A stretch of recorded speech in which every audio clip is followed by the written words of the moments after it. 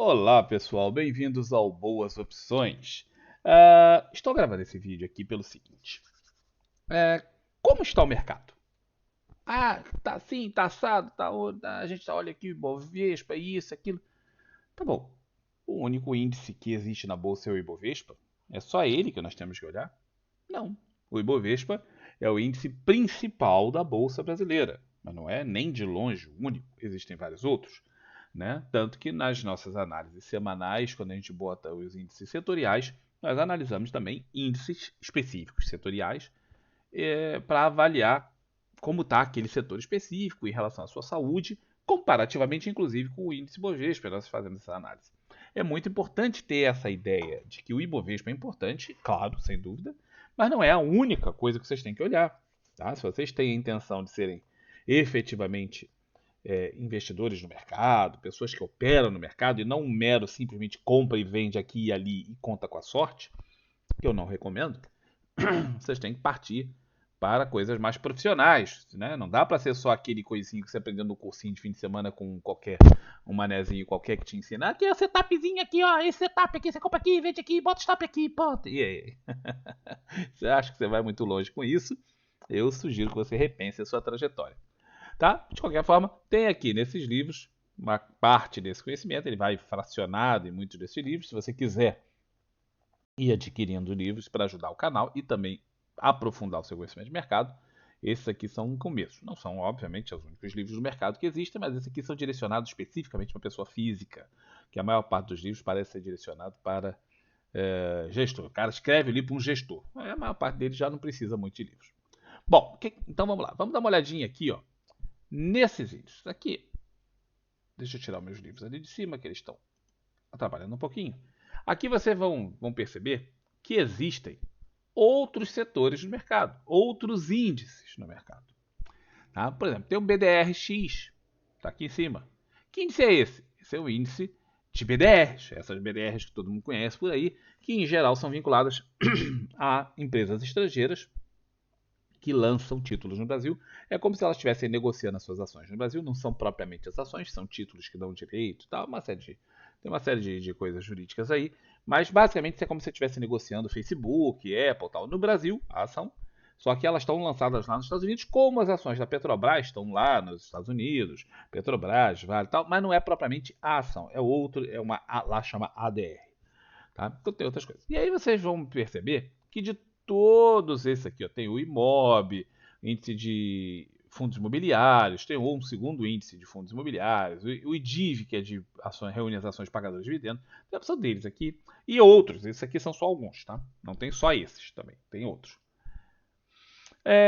Que desses índices todos, em março, só 3 ficaram positivos. Todo o resto ficou negativo, tá? Do Ibovespa em diante. Todo mundo.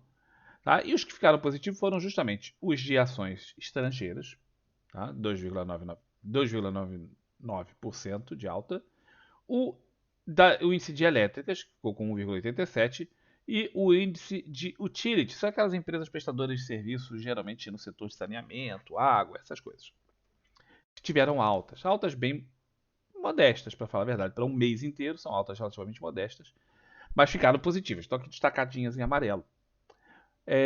Sim, mas no ano positivo, mesmo essas aqui que ficaram positivas, nós temos só o BDRX, que é das ações estrangeiras. O resto tudo ficou negativo, com exceção aqui desta, que é o índice imobiliário, que neste ano, o ano todo, até agora, tá? Contando até o final de março, está uma alta de 1,35%. Todos os outros caindo, forte. E alguns caindo até bastante, tá? Você pega aqui o índice de consumo caindo 12,63%. O IMAT caindo 8,51%. Muita dureza, tá? E se você olhar aqui para baixo, o IMAT e o AGFS, que é o índice que congrega as ações relativas ao setor agrário, tá? E nós somos um país que exporta matéria-prima, commodities, setor agrário incluído. Observe que a queda foi significativa, entre 8,5% e 9,4%. Tá? Uma queda bastante expressiva. E por que eu queria destacar isso? Para falar assim, invistam em BDR. Não, BDR estão subindo, claro. O SP500 teve uma alta até não muito grande, mas a Nasdaq teve uma alta, bastante elevada, até uma alta nesse, se eu não me engano, nesse ano de até 15%, que é bastante, levando em conta o cenário geral, é muita coisa. E aí aqui deu o resultado. Mas o que eu quero chamar a atenção de vocês nisso é que existem muitas formas de ver o mercado. E que dependendo de como você esteja posicionado no mercado, a sua visão poderá ser bastante diferente do grosso, da maioria, da multidão, tá? Mas nunca você deve se concentrar. Você nunca deve ficar exposto único e exclusivamente a um setor do mercado. Um setor, ou uma ação, ou duas ações. Por quê? Por causa dos riscos inerentes a isso. Supondo que você seja um cara que tem aí experiência no setor de agro, você ou é fazendeiro, ou vem de família de fazenda, ou trabalhou nisso, ou tem experiência nesse setor, ou gosta por qualquer motivo, e você tenha, naturalmente, as pessoas tendem a investir naquilo que elas conhecem. Né? Eu conheço o setor agro, então é onde eu tendo a investir mais ações. E com isso as pessoas tendem a se concentrar por setores. E aí você estaria marcando, por exemplo, uma perda de pelo menos aí 9%, que não é nada bom, né? Que não é nada bom. Ao diversificar, você joga isso aqui para outros setores, inclusive as BDRs. Eu pessoalmente não invisto em BDRs, né, na sua maioria por conta de liquidez. É difícil sair na hora que eu preciso, é difícil fazer certos tipos, não é difícil fazer hedge e tal. Então eu prefiro, se é para investir em BDR, investa logo nos Estados Unidos, ao invés de fazer assim, vou investir na sombra. Não, não quero sombra, quero a pessoa, né? Então eu invisto na pessoa, a ação direta lá nos Estados Unidos. Tem essas facilidades, tal, então a gente faz isso. Mas para quem não tem, ou não sabe, ou não vai fazer, tal, as BDRs poderão ser uma alternativa, inclusive dentro da diversificação necessária para você se manter salutavelmente longe de um setor só ou alguns poucos setores que podem ter um impacto muito grande por um determinado momento de vida da economia. Aquele setor pode ser muito impactado e você estando exposto muito em demasia nele pode sofrer bastante. Tá? Então eu queria mostrar isso para vocês. Primeiro que isso aqui existe. Esses setores todos estão aqui, existem. Muito aqui é babaquice, tá? A ação da governança corporativa. Isso é besteira que ele inventa, tá? Pra enganar trouxa, né? Ah, porque a empresa onde é boa de trabalhar. Ah, fala sério, meu irmão, que eu quero investir na empresa onde é boa de trabalhar. Vai pro inferno. Se a empresa é boa de trabalhar. Isso é um problema dos trabalhadores da empresa, cara. Tem umas frescuras. Mas é aquele negócio, né? Tem que vender o peixe. Aí quanto mais você vende peixe, você enfeita o peixe, melhor ele vende. Mas dá para você fazer isso aqui também no mercado. Ó. Você pode botar isso em gráfico. Aqui nós temos uma tela onde tem daqueles todos que lá que a gente estava falando, uma série de gráficos que não são aqueles setoriais, porque os setoriais eu já analiso de outra forma, junto com as ações setoriais. Mas tem aqui, ó, as 100 ações mais representativas e negociadas da Bolsa. Isso aqui te dá uma visão, um pouco, na minha opinião, melhor do que o Ibovespa. O Ibovespa é muito concentrado em poucas ações. Por conta do peso excessivo que Petro e Vale têm e os bancos têm no Ibovespa, ele fica um pouco pesado nesse setor. E aí você fica um pouco menos, vamos dizer assim, com viés vendo este setor. Tem esse outro índice aqui que eu acho interessante também, o IVOX, que você tem as ações mais líquidas da bolsa, mas tira as 10 primeiras. Então você tira aquelas 10 primeiras, onde vão estar justamente Petro, Vale, os bancos, sei o quê, e aí você dá uma olhada no resto. É onde você tem uma ideia um pouco melhor do que está acontecendo com o geral. E não com a. Às vezes você vai ter, por exemplo, Petro e Vale bombando, por qualquer motivo, tá? Ou os bancos bombando. E aí você fica com a impressão de que o mercado está indo relativamente bem. Mas não está. Mas não está. Por quê? Porque aí você vai descobrir que as outras empresas em outros setores estão sofrendo. E aí você muitas vezes se expõe indevidamente. Então, se você olhar, por exemplo, esse índice aqui e o Small Caps, está aqui no cantinho, você vai ver que as empresas que estão fora daqueles bambambãs do mercado, elas não estão indo bem. Olha a cara desses índices aqui. Olha a cara disso. Tá? Não estão indo bem. Tá? Olha o resultado.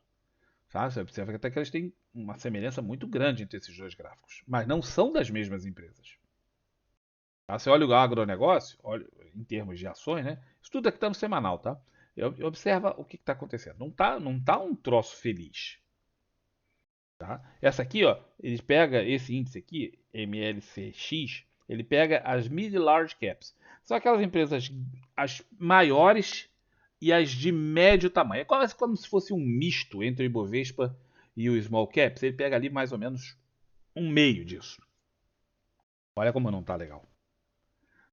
Então, quando você olha desta forma o mercado, você começa a observar que as coisas talvez não estejam com a mesma cara que o Ibovespa nos passa.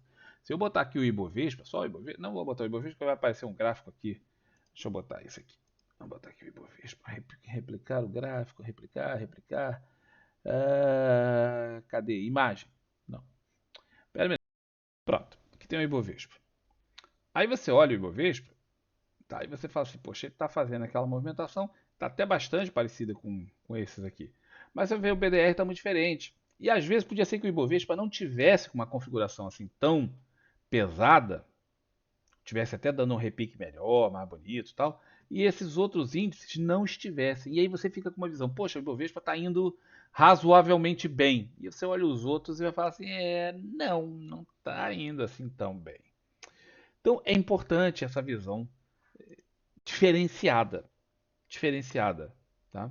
Eu fiz questão de botar aqui também os fundos de investimento imobiliário, né, FII, de alta liquidez. Por que isso? Porque a maior parte dos FIIs não tem liquidez. Então é um troço que não dá para você investir. Tá? Porque você entra depois para sair uma novela.